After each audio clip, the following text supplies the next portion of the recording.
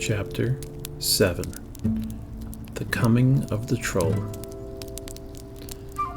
When the troll came to the frontier of twilight, he skipped nimbly through, yet he emerged cautiously into the fields we know, for he was afraid of dogs. Slipping quietly out of those dense masses of twilight, he came so softly into our fields that no eye had seen him unless it were gazing already at the spot at which he had appeared. There he paused for some instants, looking to the left and right, and seeing no dogs, he left the barrier of twilight. This troll had never before been in the fields we know, yet he knew well to avoid dogs, for the fear of dogs is so deep and universal amongst all that are less than man, that it seems to have passed even beyond our boundaries, and to have been felt in Elfland. In our fields it was now May, and the buttercups stretched away before the troll, a world of yellow mingled with the brown of the budding grasses. When he saw so many buttercups shining there, the wealth of earth astonished him, and soon he was moving through them, yellowing his shins as he went. He had not gone far from Elfland when he met with a hare who was lying in a comfortable arrangement of grass, in which he had intended to pass the time till he should have things to see to do. When the hare saw the troll, he sat there without any movement whatever, and without any expression in his eyes, and did nothing at all but think. When the troll saw the hare, he skipped nearer, and lay down before it in the buttercups, and asked it the way to the haunts of men. And the hare went on thinking. "Thing of these fields," repeated the troll, "where are the haunts of men?" The hare got up then and walked towards the troll, which made the hare look very ridiculous, for he had none of the grace while walking that he has when he runs or gambols, and was much lower in front than behind. He put his nose into the troll's face and twitched foolish whiskers. "Tell me the way," said the troll. When the hare perceived that the troll did not smell of anything like dog, he was content to let the troll question him. But he did not understand the language of Elfland, so he lay still again and thought while the troll talked. And at last the troll wearied of getting no answer, so he leaped up and shouted, "Dogs!"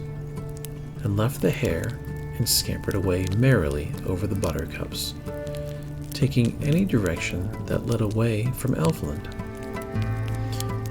And though the hare could not quite understand Elvish language, yet there was a vehemence in the tone in which the troll had shouted "dogs," which caused apprehension to enter the thoughts of the hare, so that very soon he forsook his arrangement of grass and lolloped away through the meadow with one scornful look after the troll.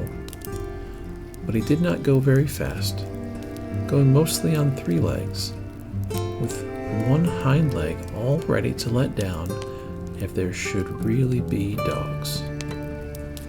And soon he paused and sat up and put up his ears, and looked across the buttercups and thought deeply. And before the hare had ceased to ponder the troll's meaning, the troll was far out of sight, and had forgotten what he had said. And soon he saw the gables of a farmhouse rise up behind a hedge. They seemed to look at him with little windows up under red tiles. "A haunt of man," said the troll. and yet some elvish instinct seemed to tell him that it was not here that Princess Lyrazel had come. Still, he went nearer the farm and began to gaze at its poultry.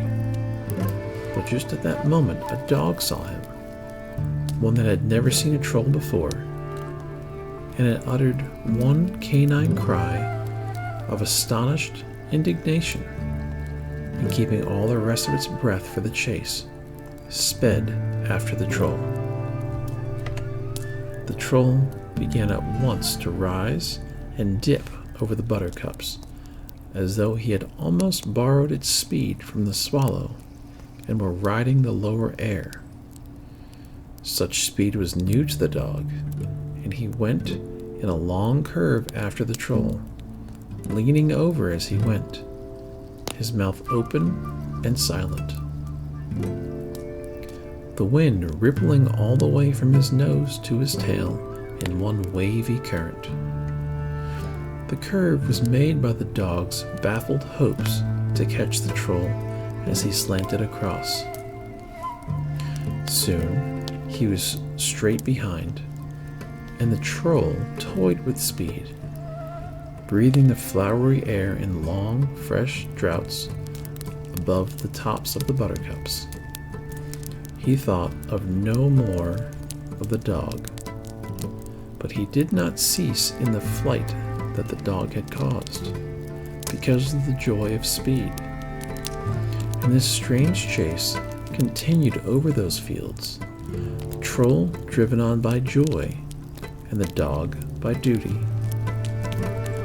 For the sake of novelty, then, the troll put his feet together as he leaped over the flowers, and, alighting with rigid knees, fell forward onto his hands, and so turned over, and, straightening his elbows suddenly as he turned, shot himself into the air, still turning over and over. He did this several times, increasing the indignation of the dog, who knew well enough that there was no way to go over the fields we know. But for all his indignation, the dog had seen clear enough that he would never catch the troll, and presently he returned to the farm, and found his master there, and went up to him wagging his tail. So hard he wagged it that the farmer was sure he had done some useful thing, and patted him. And there the matter ended. And it was well enough for the farmer that his dog had chased that troll from his farm, for had it communicated to his livestock any of the wonder of Elfland, they would have mocked at man, and that farmer would have lost the allegiance of all but his staunch dog. And the troll went on gaily over the tips of the buttercups. Presently, he saw rising up, all white over the flowers, a fox that was facing him with his white chest and chin, and watching the troll as it went. The troll went near to him and took a look, and the fox went on watching him, for the fox watches all things. He had come back lately to those dewy fields, from slinking by night along the boundary of twilight that lies between here and Elfland. He even prowls inside the very boundary, walking amongst the twilight. And it is in the mystery of that heavy twilight that lies between here and there that there clings to him some of that glamour that he brings with him to our fields. "Well, no man's dog," said the troll, for they know the fox in Elfland, from seeing him often go dimly along their borders, and this is the name they give him. "Well, thing over the border," said the fox when he answered it all, for he knew troll talk. "Are the haunts of men near here?" said the troll. The fox moved his whiskers by slightly wrinkling his lip. Like all liars, he reflected before he spoke, and sometimes even let wise silences do better than speech. Men live here, and men live there, said the fox. I want their haunts, said the troll. What for? Said the fox.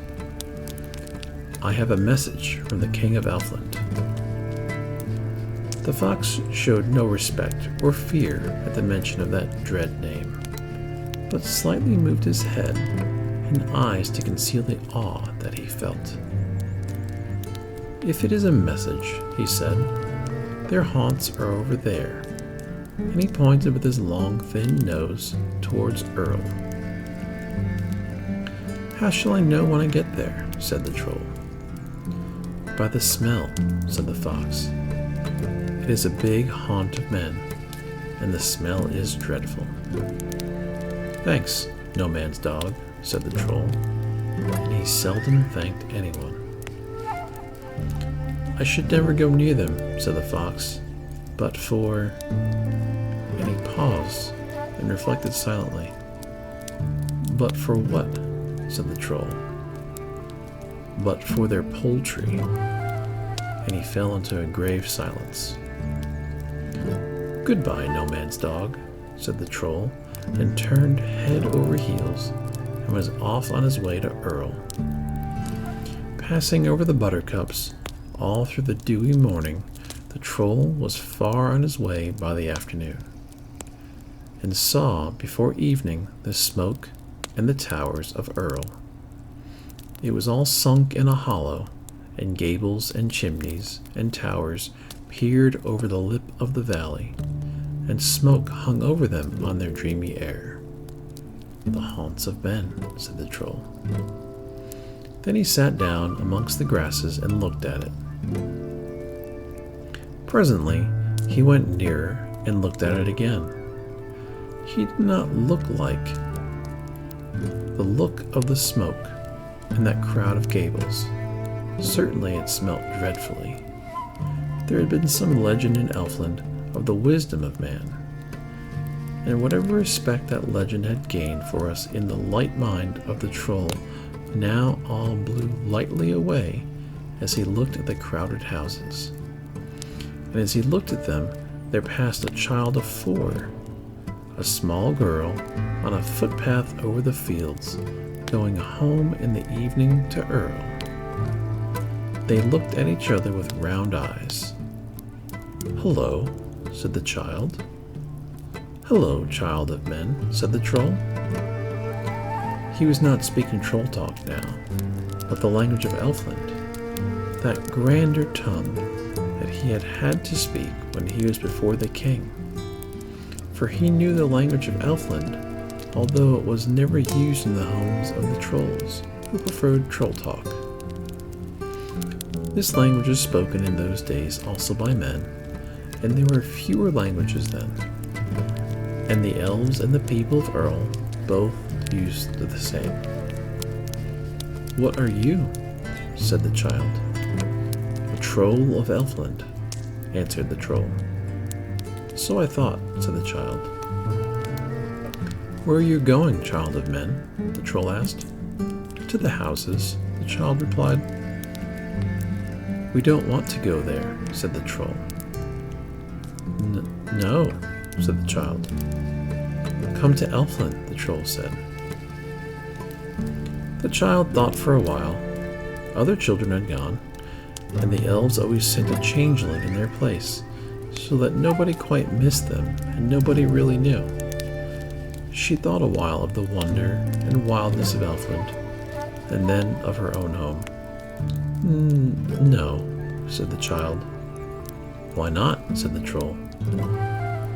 Mother made a jam roll this morning, said the child, and she walked on gravely home. Had it not been for that chance jam roll, she had gone to Elfland. Jam, said the troll contemptuously, and thought of the tarns of Elfland, the great lily leaves lying flat upon the solemn waters, the huge blue lilies towering into the elf light above the green deep tarns. For jam this child had forsaken them. Then he thought of his duty again, the roll of parchment, and the Elf King's rune for his daughter. He had carried the parchment in his left hand when he ran, in his mouth when he somersaulted over the buttercups. Was the princess here, he thought? Or were there other haunts of men? As evening drew in, he crept nearer and nearer the homes to hear without being seen.